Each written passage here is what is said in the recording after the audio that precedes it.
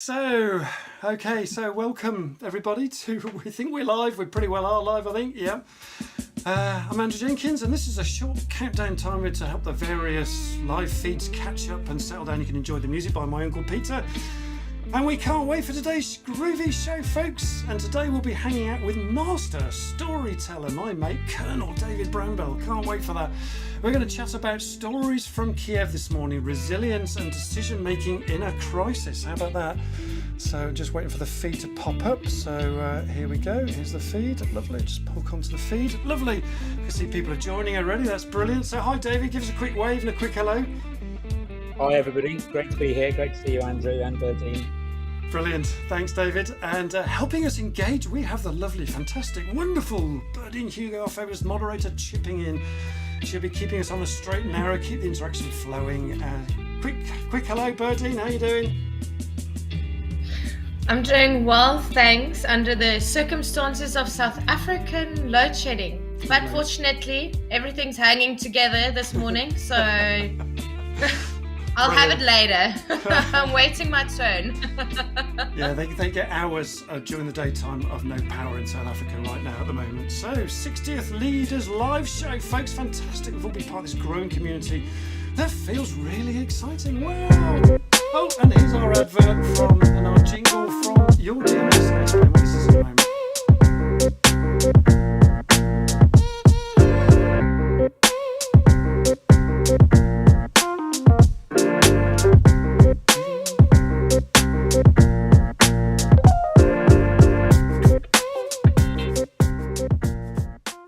Isn't that nice? Yeah, that deserves some fireworks, I think.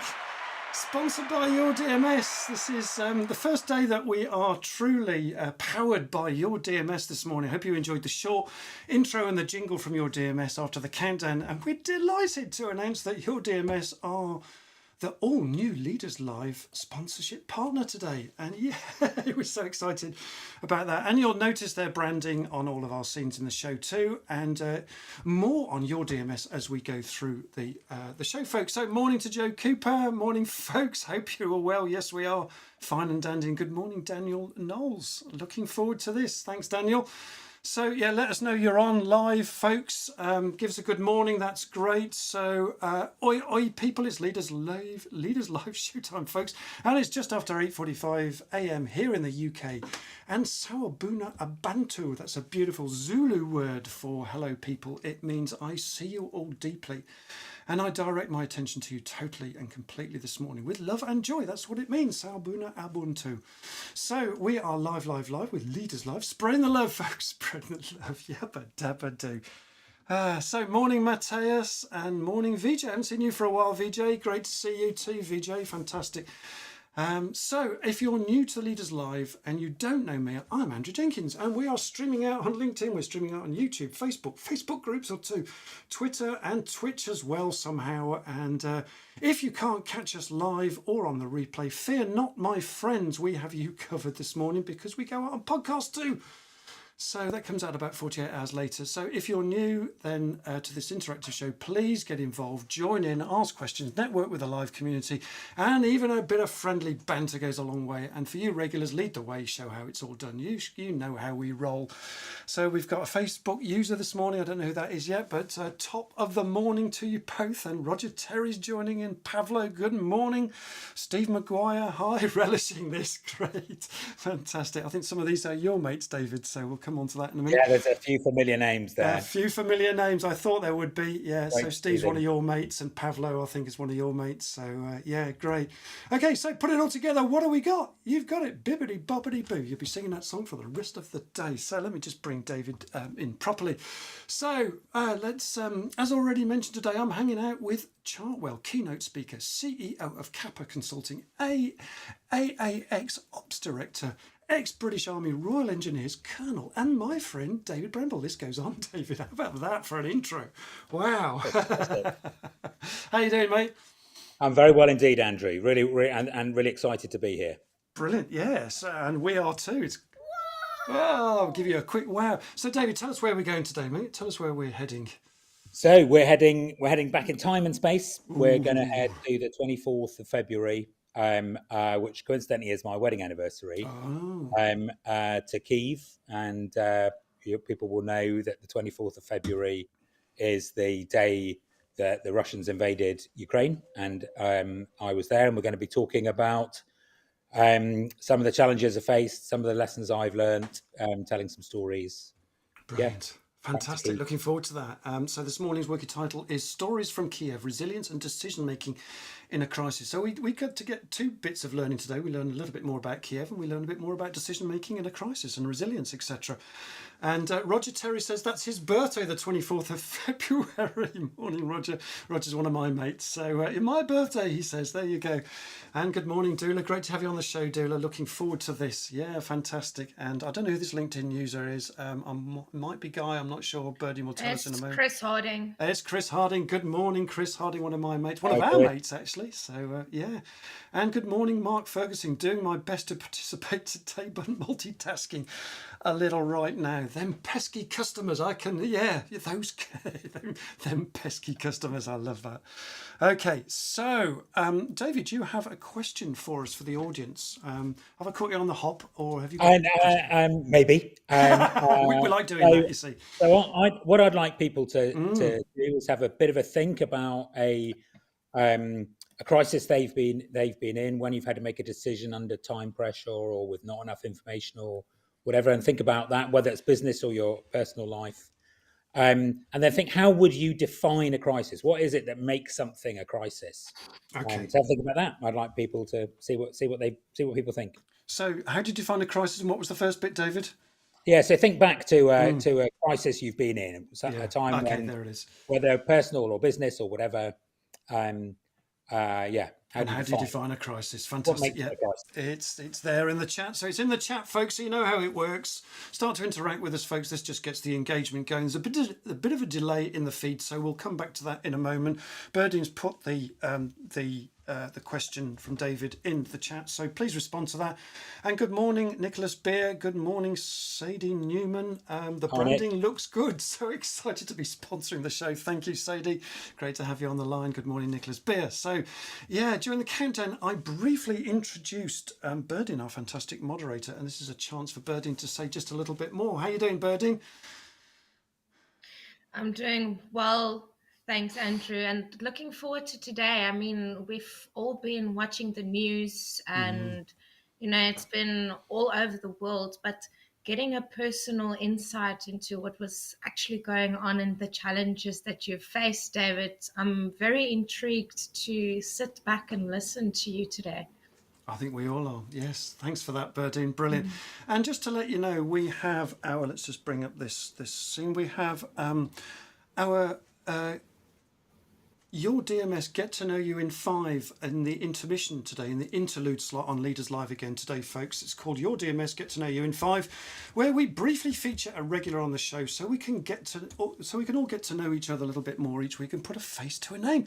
And today's show, we are showcasing marketing CX CEO Tilly Davis, a Leaderslive regular.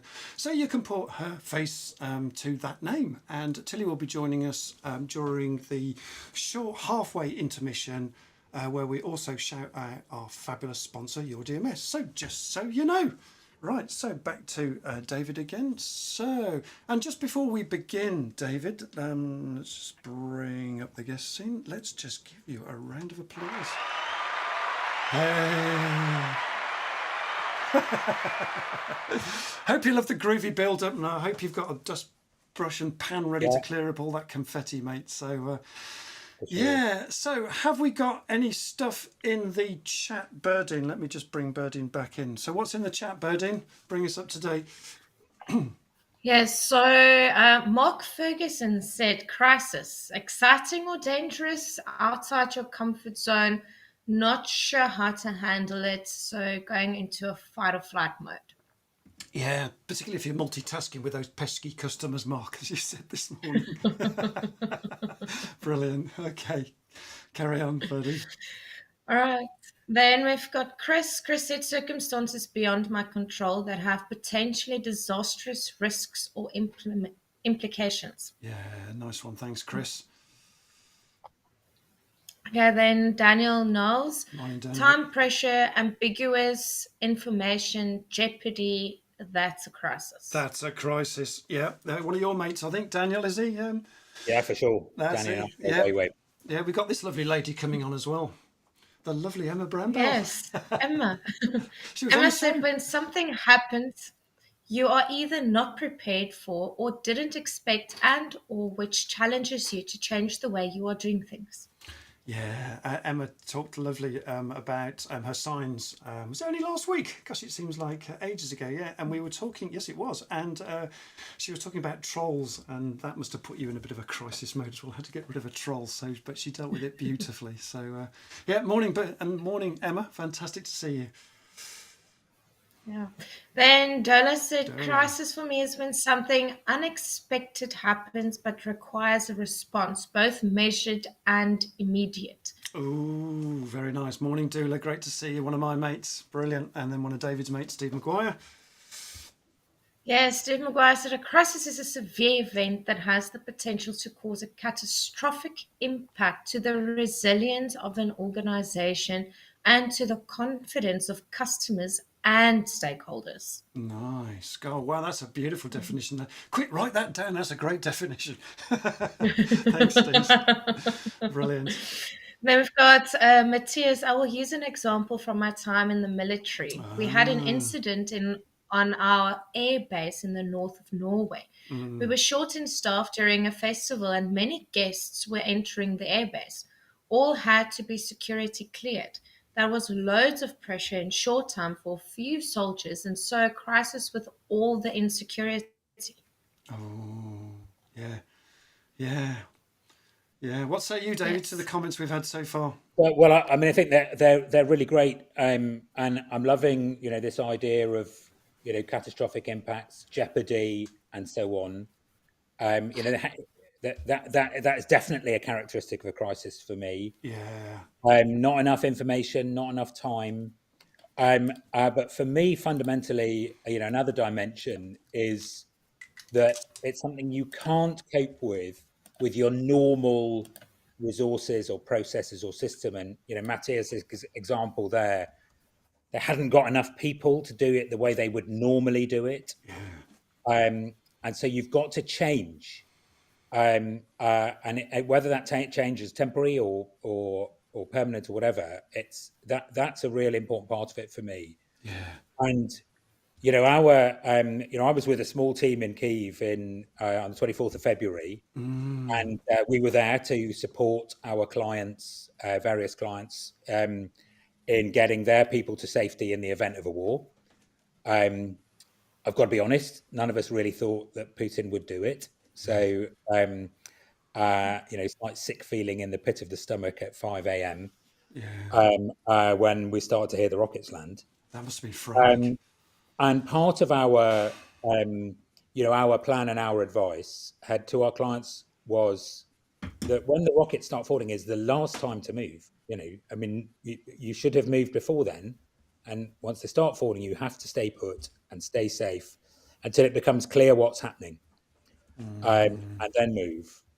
And our small team of people, we had a company supporting us, providing us drivers and our security, and that company gave us 15 minutes to leave or take our chances, and that caused us, we felt this was earlier than the time that it was still too confused to be moving, so should we move?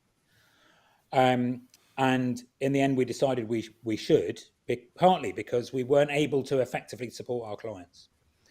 We were sat in a cellar of a hotel with patchy Wi-Fi and a pretty poor mobile signal, and we needed to move somewhere else in order to be able to do our job properly and support our clients properly. And that meant changing our plan.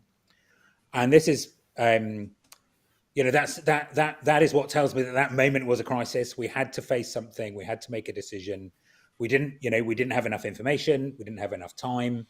There was jeopardy. The drive was going to be dangerous. Staying put was dangerous. Yeah. And all that panic as well, David. I would imagine. So we just and that was, so that to me, it's that element of forcing you to have to change, and whether that's changing process, changing resources, whether that is temporary or permanent. But that's part of the kind of dimension of a crisis.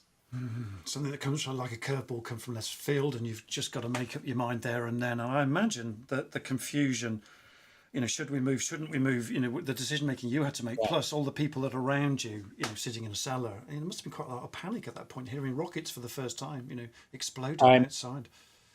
Yeah, I mean, I spent a long time in the army, and I've heard that before. Of course. And the team of colleagues, 5 of us, 4 ex-military, one not. So, we know what's going on, but also we are 5 British passport holders, 4 of us ex-military in Kyiv. This has got political porn written all over it in the event of being apprehended by the Russians. And bless our government, it doesn't have a good record at getting political pawns back from foreign countries. Yeah, as in porn, as in soldiers moving or people moving. Yeah, exactly. Yeah, and I'm I'm thinking of Nazanin Zaghari Ratcliffe, and was it 6 years or 8 years? Of course, in Iran. As completely beyond her control, but that was a situation, and what clarified the thing in my mind, in fact, was I felt a sense of responsibility to my client, and kind of emotionally, I felt I needed to stay as close to them as possible, that I was somehow letting them down if I moved. I remember that. But I also knew that I've got a family, and I said this to the team. We had kind of 5 minutes to make our decision and 10 minutes to pack. I said, that I feel emotionally I've got responsibility to my client, that somehow I'm letting them down. I recognise that we have said intellectually this is not the right moment to be moving, but I absolutely know I've got a duty to my family, and I'm not meeting that duty sitting in a cellar. And therefore I suppose vote was that we move, and we did, and we all recognised ultimately it was the right thing to do. In hindsight. But of course, hindsight's a wonderful thing, and then we spent, it was a 40-hour journey, pretty much non-stop. I'd spent quite a lot of that time thinking, have we done the right thing? So when you're emotionally settled down, you can then sort of think, well, did we do the right thing? When logic kicks in again, and we'll come to that in a moment, David. Just we've got a second question that we can just kick off in the room while we're just talking, David. What was your second question? You have blindsided me now. I can't remember. No problem. I've got it here. So we like to do that, don't we, Birdin? Just in a crisis, you see. Yes. So while you're in a crisis. So I think that second question was, where is it? I can't find it now. So good one. What sort of important decisions have you made under time pressure, folks, under crisis? What important decisions have you made under crisis, folks? So that's some more, another question for you to respond to. It's in the chat right now. And just while we're doing that, let me just catch up with what's the comments while Birdin's just doing that. Doula says, unexpected event that requires a response. I think that was to the last question. And Emma's just said, thanks for the shout out, Andrew. It was lovely to have you on the show last week. Yeah, brilliant. And Joe Cooper, morning. Crisis is a situation I feel that involves a decision which can involve more people. It's something which would take lots of quick but precise decision making with a fair outcome for all. Yeah, that resonates with you, David. Yeah, for sure. I really like that. And I think there is, individually we can face a crisis. We talk about diseases, illnesses reach a crisis. And so on. But all of those things, while they are very deeply kind of personal, kind of moments when individuals in crisis, they're actually reaching out to other people. That getting other people involved is the crucial thing. The crucial thing to do. One of the things that sustained me through that, story I was just giving. One of the guys I was with, I've known him for 30 years. We fought in the first Gulf War together. Wow. And having people around you that you know and trust, that Yeah. you can be vulnerable with, and when we got to safety in Romania, I mean, there were both occasions where Mark and I had a bit of a cry with each other. Yeah. Of course. And as that, kind of emotion and anxiety of, and 40 hours without The sleep, last 40 hours. Yeah. nothing but a bag of pretzels to eat. That's it. First world problems, eh? Yeah, very quite right. interesting. And you're quite right, Andrew. And I do literally count my blessings.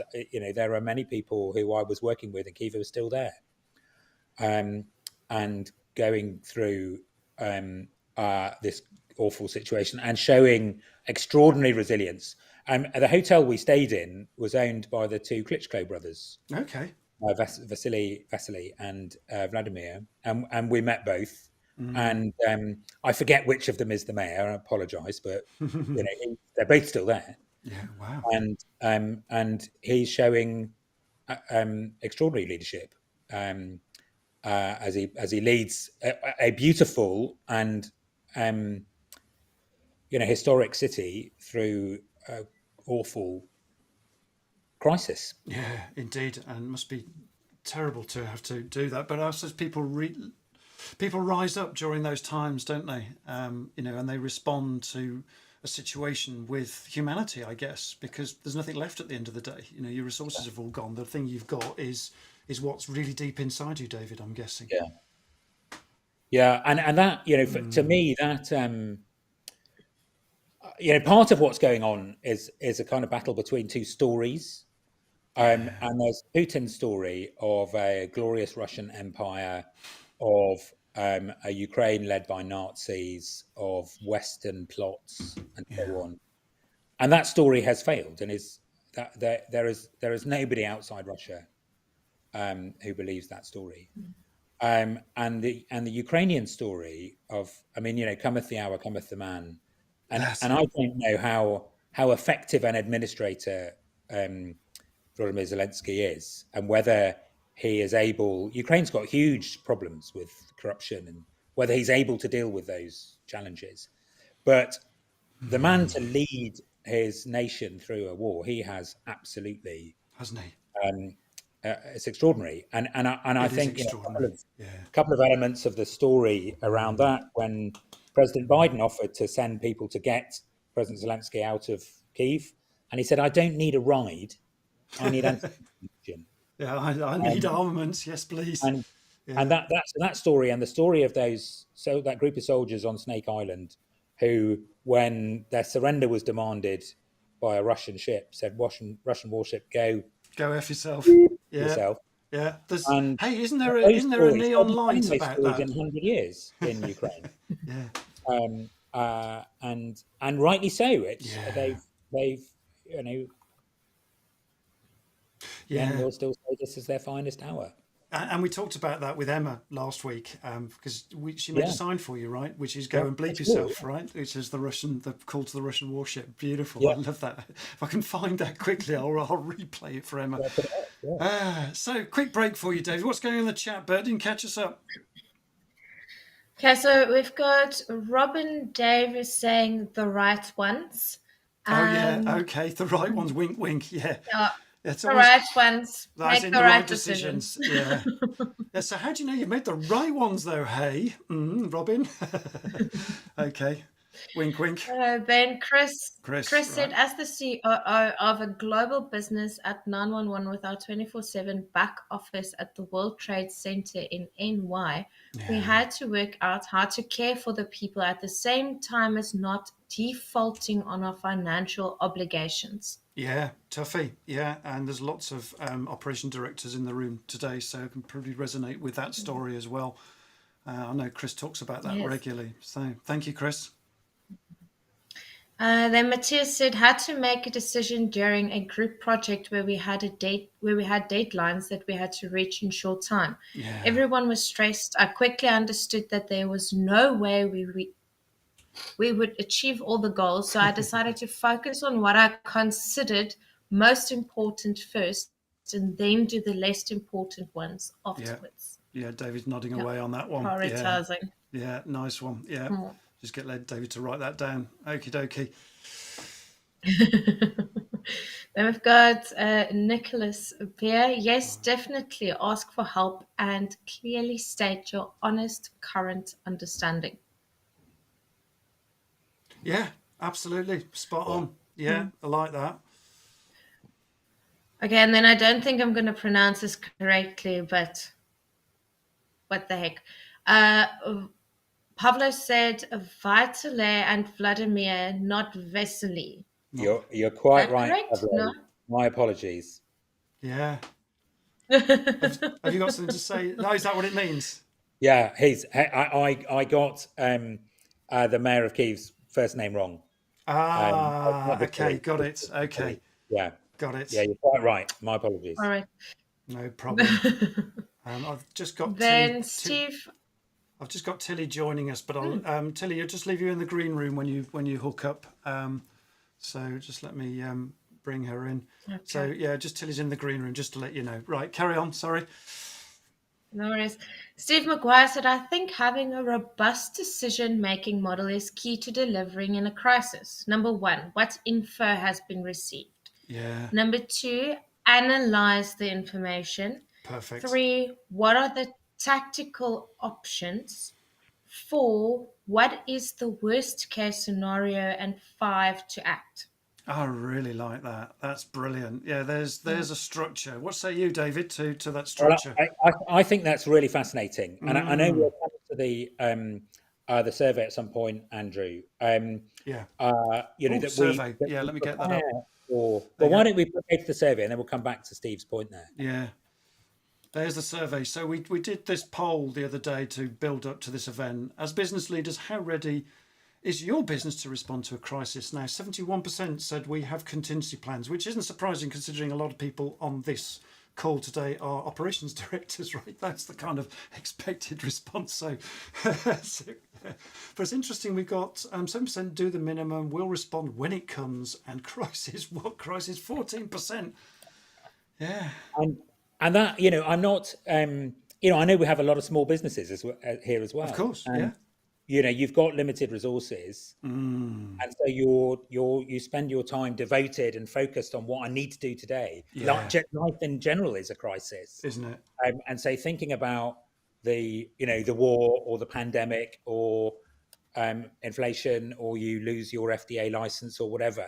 Yeah, you know what? I can't. I've got time. So I'm not surprised we've got that 14% down there, a significant number. Yeah.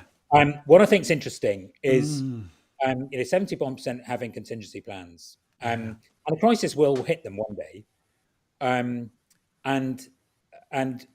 the odds are that it probably won't be quite like one you've prepared for, so that's the thing, isn't it? So your plan won't be quite right. No, indeed. And this is where I think what Steve was saying was really interesting about having a process, a way of thinking, and a way of dealing with it. Yeah. Is that gives you the agility then to deal with not enough information, not enough time, and so on. And Matthias's point about prioritizing effectively, if you know what your priorities are and you've got a way of making a decision, you can actually respond to everything. And I think one of the mistakes, one of my lessons from my experience in Kyiv at the beginning of end of February, beginning of January, was, I was asked by my client to write them a plan. So I wrote them a plan, and it was a really good plan. Of course, as Mike Tyson would say, we then got punched in the mouth. So the plan became irrelevant. Yeah. And I had kind of forgotten that mantra that the plan is nothing. Planning is everything. And why is that? Well, it's because it helps you think and understand, and then you're able to adapt, having the difficult thinking has been done. Exactly. And so on. That's a key thing, is one of the challenges for consultants and as I am, and for companies engaging consultants, that if you get them to write a plan for you and you don't read that plan and put it on the shelf thinking, great, the box is ticked, we will pass the audit, we have the plan. Well, when the crisis hits, you don't know the plan, you don't understand the thinking, it won't work. Indeed. But the You've key got thing, to engage in that process and be happy yeah. engaged in that process. And the key thing there, David, is that the difficult thinking has been done by doing the planning, even though the plan isn't the plan anymore because you've just been punched in the face, right? Which is where Steve's point and Matthias's point come in. It's okay. So how do you plan for a change of plan, basically? Yeah. Okay. And it's that point about having a way of thinking, having a way of communicating, Yeah. Striving for simplicity. And I mean, I love a bit of complexity. One day I will show you the plan we wrote. I'd love to see wicked. that. Yeah. It would have been brilliant. It would have been brilliant. So how quickly did it not become a plan? About 24 hours. About 24 hours, right? Okay. And so and during that time, we spent 40 hours on the move. Yeah. So we got to Romania and at about 3 a.m, and immediately kind of on the phone, but to Bucharest about 3 a.m, and on the phones talking to people. And it was then clear, it looked very much like Kyiv would be encircled by the Russians at that stage. And that enormous long convoy, you remember, sat stationary for a very long time. Yeah. Well, at this point, it was there, but hadn't been stationary for a very long time and looked pretty ominous. Yeah, I'm sure. And so we realized this was the time to get people to move. And that was quite, we were able to get resources in to pick people up, and we were able to support the people who were able to drive themselves and give them routes to take, which would be relatively safe, and advice and so on. And there was one lady, one of the colleagues. My client's a big finance company, global finance company, and she was carrying on doing her job, and the big bosses back in UK and in America were in awe of her, and I understand why. Isn't that doesn't this say what fabulous people we've got? They just she's in that situation, getting on with her job, and I quote, "Isn't it great? She's got something to take her mind off it." And I said, "I don't want her mind off it. No, I want to say we need her to move." Yeah. And right now, she's hiding from reality by doing her job and not facing the situation she's in. And she's frightened of the drive and frightened of getting in a car with strange men who are going to come and get her. And I need her more frightened of the Russians in order to persuade her to move. Yeah, isn't that interesting? We were able, in a more positive way. I don't really want her to be more frightened, but I do want her to focus on, this is the real situation you're in. And again, it comes back to Matthias's point about priorities. And really, she was, it's the rearranging the deck chairs on the Titanic, and we were able to persuade her to move, and some of her friends and colleagues, and get them to another colleague's house, get them in the house, so that there was one pickup, and they then had about a 24 or 25 hour drive, an overnight stop on their way out of Kyiv. That's a really great story there, that people have to face their fears, and in fear people rearrange the deck chairs on the Titanic instead of moving towards something.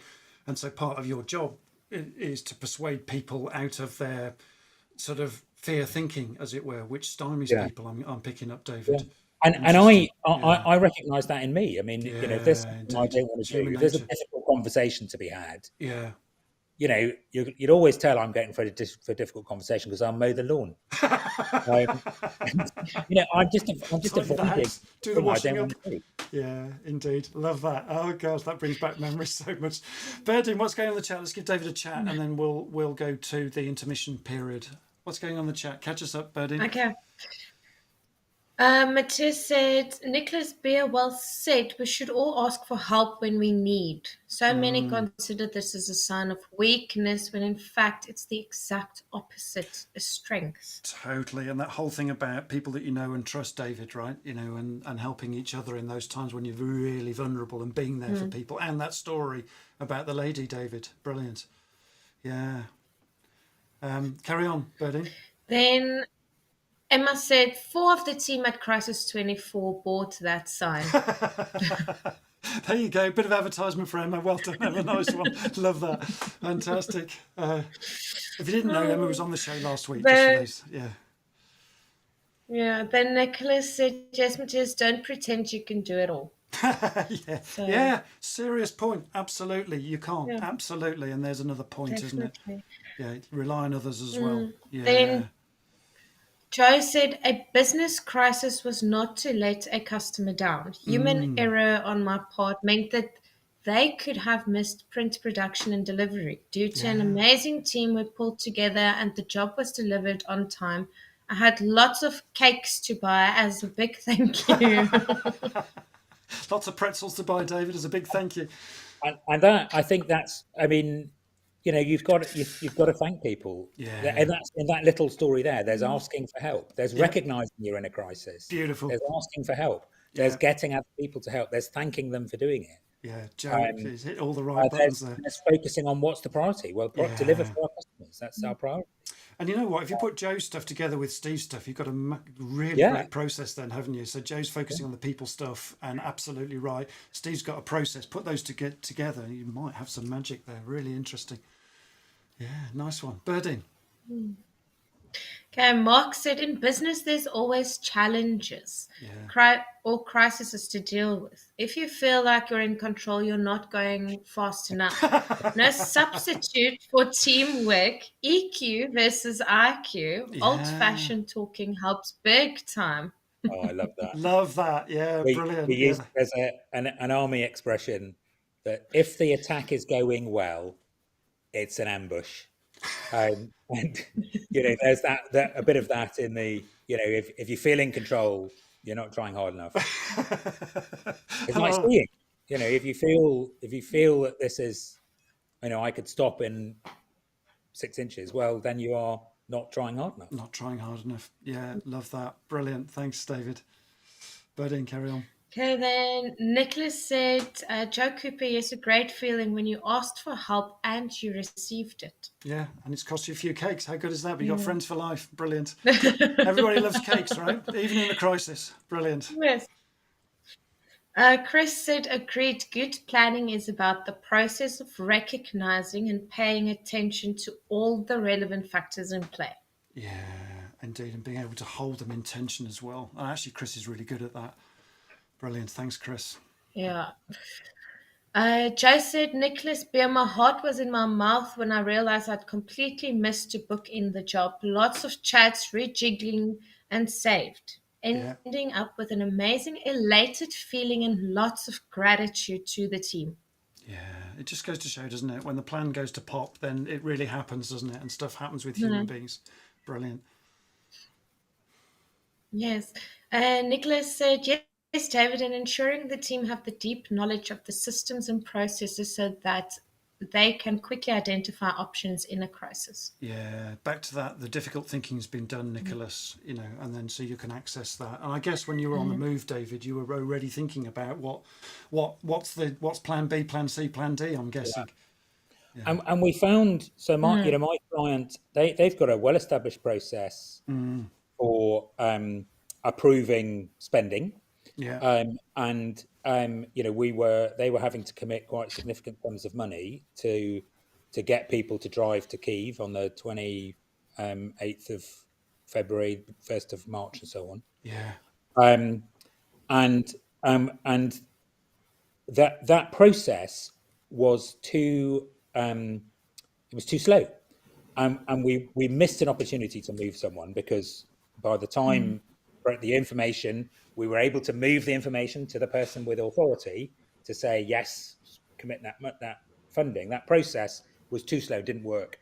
And so they adapted very quickly. And within 24 hours, we had one of their colleagues alongside us in Romania who was authorized to commit a sum of money way above the sums he would normally be able to deal with, because they recognize we can't control things like that. Yeah, that's a weak point. And so having the system, but recognizing that and part of that, of our definition of a crisis, of jeopardy, not enough information, not enough time, there is risk involved in this. You've got to embrace that risk and accept it, and understand we may make some mistakes. We might commit some funding to move and waste some money. Yeah. Well, really, does that matter? And to their absolute credit, they completely committed into that situation and made sure that the process was able to act fast enough. Yeah, so I suppose it's just ironing out the weak points, isn't it, and smoothing those over and giving people authority to act in a crisis. Brilliant, really like that. Listen, we've got Get to Know You in 5 very shortly. We've got Tilly waiting to come into that, but we're just going to finish this question thread because I think this is important right now, so just bear with us, Tilly. So Steve Maguire's got a question for you. Berdine, is that the question? Yes, that is the question. So Steve Maguire wants to know, David, what difference does your military experience have on your consultancy business? Oh, brilliant question. It's a great question, Steve, and it's really good to see you here today.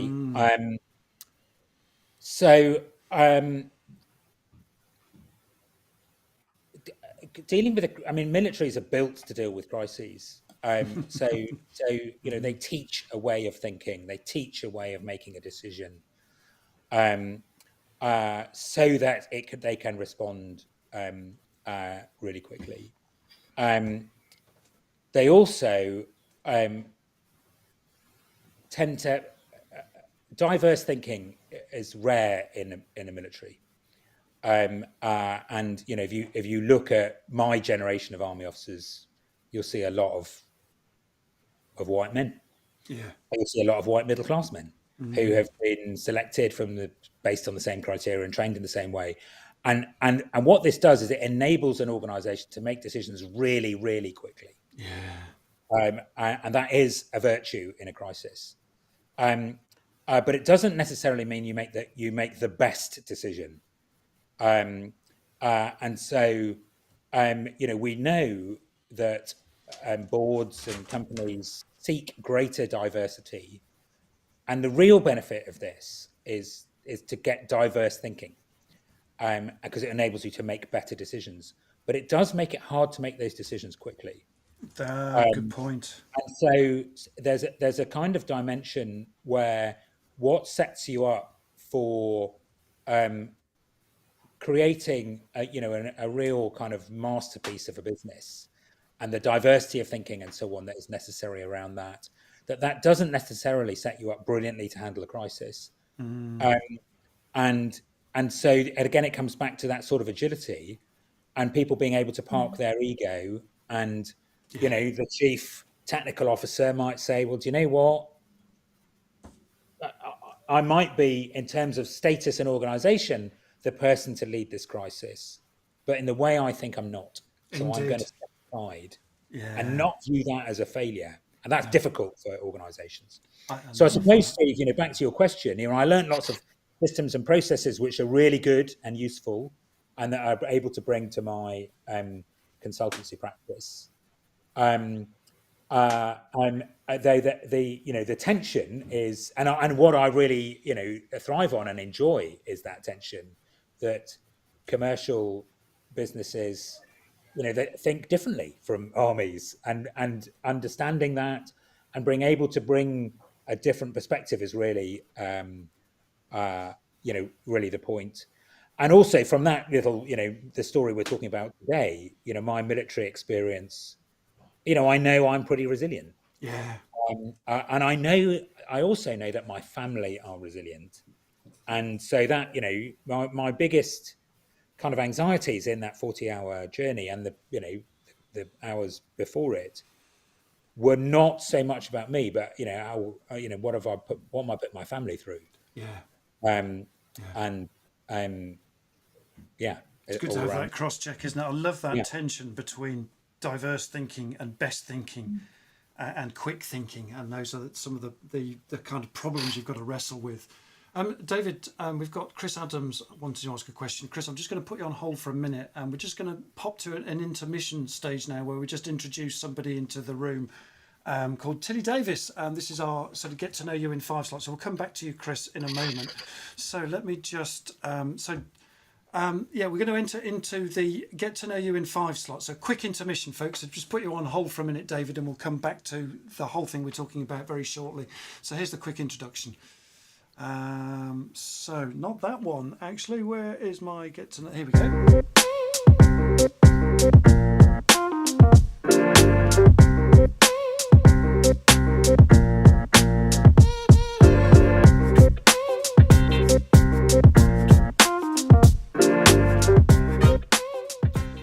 Lovely. Thank you, Your DMS, for that. And let's just bring Tilly into the room. So I think it's guest 3, I think. And there she is. Hi, Tilly. How you doing? Great to have you on the show. Yeah, on this Your DMS Get to Know You in 5 slot. Sorry you've had to wait for a little while, but the flow of the questions was just going really well. So we just delayed that just a little bit. So just before we begin, a bit about our sponsors, Your DMS. They are specialists in document management solutions, folks, with over 20 years of experience in document management DM industry at Your DMS, and their knowledge and ability to translate and deliver technology to simplify the way organisations work has been proven. And I wonder whether that will work with what David's talking about today as well. And effective time and time again as we make them more efficient. We can also save time and money, can Your DMS, and enhance engagement with Your DMS customers and suppliers. So that's a little bit a little bit about Your DMS. So I'd like to welcome regular and live contributor to Leaderslive, Tilly Davis, Marketing CX CEO. Oh, I think we need a drum roll for that. Yay! Ta-da! So Tilly, my friend, groovy to have you on the show. Albeit very briefly, we're honoured. So yeah. So, hiya, how you doing? It's lovely being back, Andrew. Love being here. Tilly's been on the show 2 times so far, probably even 3 maybe, over the year and a bit that we've been going. So tell us a bit about what you do, Tilly, the company you run, and the ways your services can help and benefit this community, Tilly. Over to you. Just quickly, Andrew, 5 minutes is a very short time for a person as much as what I do. I'm a LinkedIn specialist. Now, you get specialists and gurus and experts out there, but really what differentiates us is our technical background. We've looked at LinkedIn from a technical perspective, how it's been set up, and created Marketing CX 7 years ago. We focus on helping people to know how to use LinkedIn as a social selling tool. We focus basically on 3 areas: a LinkedIn done for you service where we do it for you. We focus on coaching you how to do it. And our latest edition is very popular, and that is the LinkedIn makeover. The makeover. Yeah, I know that's going really well, isn't it? Yeah, it is. So there you go, folks. If you need any help with your LinkedIn stuff, then Tilly is your lady. And Tilly's company helps promote Leaderslive as well. And my own company, PDX, and Inspired CEOs, which is of which I'm a co-founder. So, in fact, I couldn't do this show without your help, Tilly, and your fellow director, Berdin, who's sitting at the top there. So there we go. Yeah. Hi, Tilly.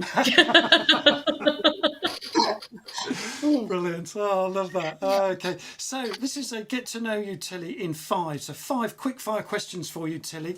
What 3 words would you use to describe your leadership style? Self-improvement, empathy, and competency. Yeah, and actually you're very good in a crisis too as well, so because we're talking about crisis today.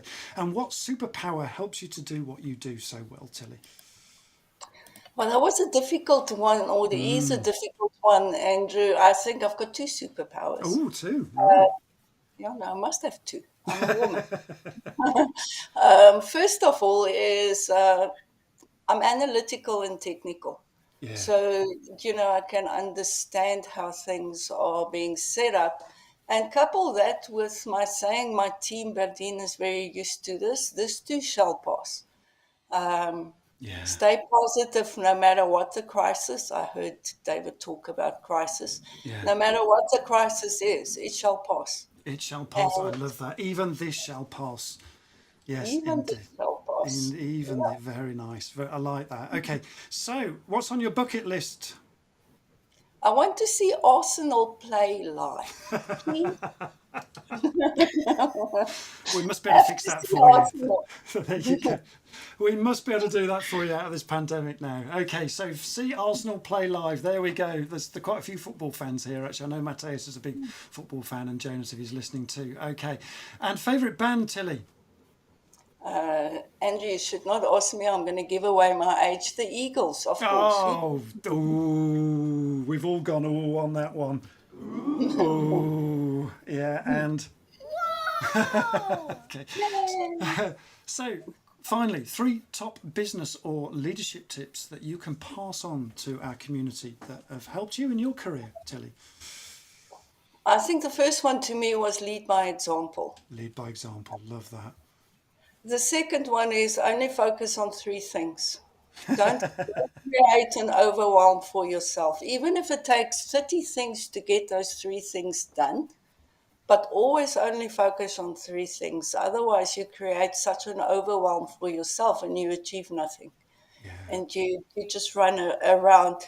And then the last thing, obviously, very close to my heart, and this is something I've learned very quickly in marketing CX, create a culture of marketing in your business. Create the culture of marketing in your business. Really like that. Yeah, because if you don't shout about it, nobody will know about it, right? So Exactly. yeah. Exactly. And LinkedIn is the perfect platform to do it on, you and your team together. You and your team together. Yeah, I like that. So lead by example, focus on 3 things, and the other stuff that you just talked about. Thank you, Tilly. Brilliant. That's fantastic. Have you got, I hope you've enjoyed, sorry, Tilly. I say it was nice being back here. It is, and you will be on the show again shortly. In fact, I've got to book another date with you, Tilly, to talk about what's new on LinkedIn side from Marketing CX. So Tilly's contact details will be in the comments feed shortly, so that's that will come up. So we're going to say goodbye for now. Thanks for being such a sport. It's great to see you on the show, and we'll see you back in the room again at some point when you are our hangout guest, Tilly. Thank you very much. Thank you very much, Andrew. Cheers for now. Thanks, Tilly. Bye-bye. Lovely. Bye-bye. Okay, so there we go. And by the way, folks, you can buy me a coffee too on buymeacoffee.com, which is buymeacoffee.com /Leaderslive. So there we go. And see how the app works. It's quite fun, actually. David bought me a coffee last week. Cheers for now, Tilly. Great to see you again. Bye-bye. Okie dokie, bye Tilly. Right, okay, so back to David. So, well, I hope you all found that interesting and useful. Sidebar as an interlude, people. Now back to the show flow again. And David, stories from Kyiv. I think we've got a couple of questions. Birdin, let me just bring Birdin back into the room again. Here we go. What have we got as questions for? Yes. Okay, so before I get to the question of Chris Adams, I think the comment that Chris left is very important, where he said that it's much more about systematic thinking is much more effective than the linear thinking. So just as an add on to where yes, so that is very important. And then Chris Adams said, I was involved in the evacuation from Kabul last summer from the UK and was struck by the stoic approach of this mode trapped in Kabul. At that stage, we were not sure we could get them out. Does David feel stoicism is a positive or negative trait in a crisis, those who were trapped? Oh, great question. Thanks, it's great to see Chris joining the chat today. And it is a great question. And the reason I know it's a great question is because the answer is it depends. It depends. That is, if the answer is not it depends, then your question is not good enough.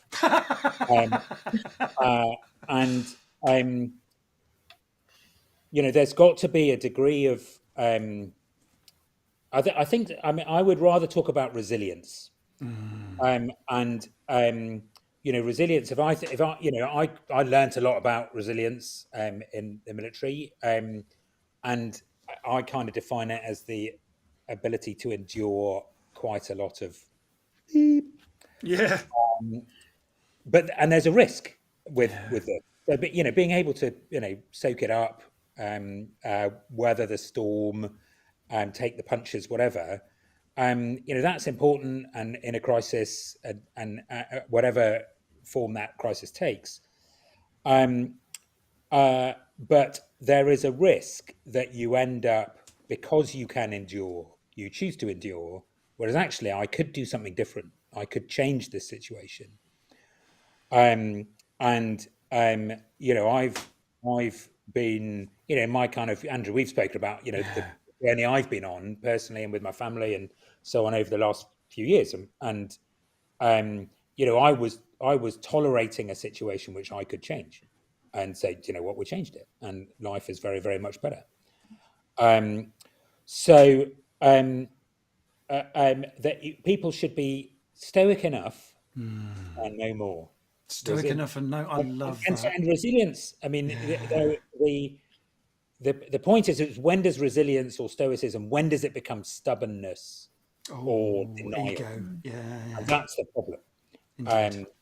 And if you think about the most, glass is an astonishingly strong material, but it's really brittle. Shatters easily. Springs really resilient, and they're so resilient that not only do they absorb that pounding, but that they give you that energy back. So try to be less like glass and more like a spring. There you go. There's the metaphor today. Be more like a spring, folks. There must be a Bruce Lee phrase in there somewhere. Be more like water. more like water, not a rock. I love that. That's great. Thanks. And so important too. And that whole thing about being able to take feedback in that situation as well, when someone is becoming a little bit stoic or ego's getting in the way, is if you're a band of comrades, if you were, and you know each other well, and and trust each other well, which is what you said earlier, then my guess is that you can correct each other when ego and fear starts to emerge in the group situation. David, just a thought. So and I think so Matthias had put a question in the chat about military leaders and so on, which I think is really an interesting one to talk about. Is it this one here? Is this the one? Yeah. Yes. Go for it, Berdine. Yeah. And I think, Matthias, this is a really interesting point. Are we going to read it? Just read it out first, Berdine. Yeah, and then we can get to it. I'll just read it out loud quickly. Thanks, Matthias says, this is an issue in Norwegian business life where a large amount of team leaders have served in the military in the past. Due to the way leaders are trained in the military with discipline and strict policies as a part of their daily life, they may be considered unfair and destructive leaders in civilian life. Is this a thing in the UK as well? What would be your advice to help former military leaders to adopt their leadership style to civilian leadership? Adapt. Brilliant question. It's a really good question, and I don't know that I'm going to be able to give you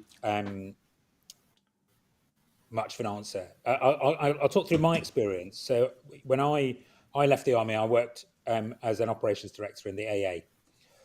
And that it was a new role, and all the people between me and the front line were ex-frontline practitioners. So there was a huge amount of experience in how to fix cars at the roadside. So it was that AA. And might have been a better fit as well. What they expected from me was a very centralized command and control style of leadership, where I would tell people what to do, that they would, the decisions would come to me, and actually absolutely that's not my leadership style, and it's not, I believe, the style that modern Western armies, militaries, armies, navies, air forces, whatever, teach. Which is much more about, it's an approach called mission command, but it's much more about a genuinely empowered environment where people are able, they have the information and the authority and the tools and resources and so on to make decisions much nearer to the front line. And so I think so that was so my approach was a surprise to those in the AA. I think for advice for ex-military people: be more vulnerable. Love that. And what I mean by that is recognize you don't know everything, and in fact, you may be coming to an environment in which you know nothing. Be more curious, and genuinely value expertise. Recognize that, and that's in militaries. I mean, the point of them ultimately is that you're going to be asking people to do things that are in which they're going to die. Life or death. It's more than risk their life. Some of them are going to die. And if you're going to ask people to do that, you've got to be very competent. You've got to they've got to know you're doing your absolute utmost to keep them alive, and that you're good at it. And you've also got to portray a level of confidence that is sometimes higher than you feel. And I'm not sure that helps in a commercial civilian context. It might help with the shareholders, but with the team, I think letting the team know that I have not got all the answers. In fact, I'm coming to this with none of the answers, but you know what? I can recognize a good answer. Absolutely. I really like that. I don't even know what the question is. So let's talk about this. And that my advice for military leaders, and there are people on this chat that I have led in both military and commercial contexts, and got it wrong and right at different times. They'll recognize times when I've tried to be the savior and solve everything, times when actually I have been able to say, hold on, I don't know how to do this. How do you do it? I really like that. And idea, Dan, let's do that. And I think that answers Dr. Ian Price's question. Morning, Ian, one of our mates. You've spoken about crisis leaders and everyday leaders. What's the difference? Well, I think we've just covered that. Mateus jokes about Arsenal here, which was Tilly's thing. The thing about Arsenal is they're always trying to walk it in. Oh, very good. Very good. He's so quick.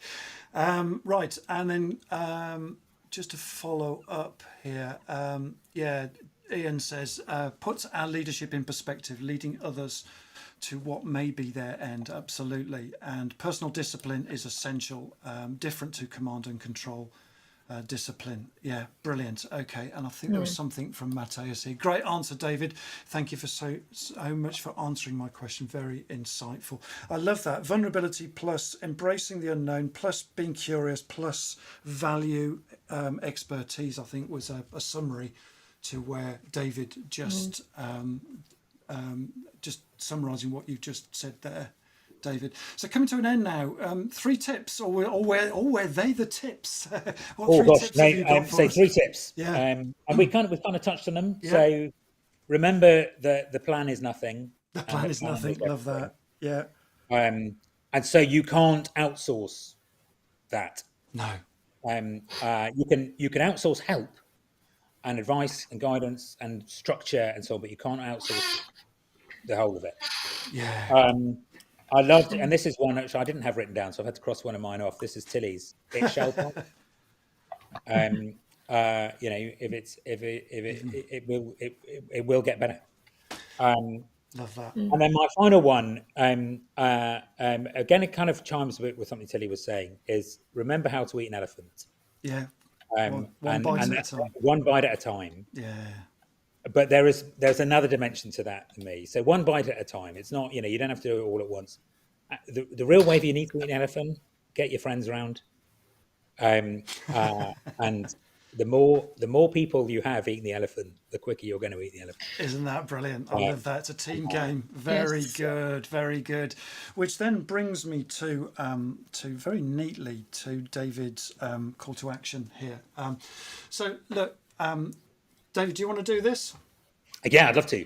So look, I mean, those of you who've been on the call, you might have been able to tell I quite like talking about this. I think we've kind of just scratched the surface of my experience in Kyiv. And what I really love is trying to take the lessons from what was really quite an intense experienced personally for me, and indeed, for all of us watching it, and apply it in our daily lives, whether that's business or personal, whatever. So, those of you who are running teams and businesses, there are really two things. So I would love to talk to your teams, your leadership teams, and so on, as in that kind of role of keynote speaker. But also those of you who are wrestling with being better prepared for crises. I'd love the opportunity to talk to you more, and maybe I can help frame that question for you better, help guide you through the planning. And having said that, the planning is everything. And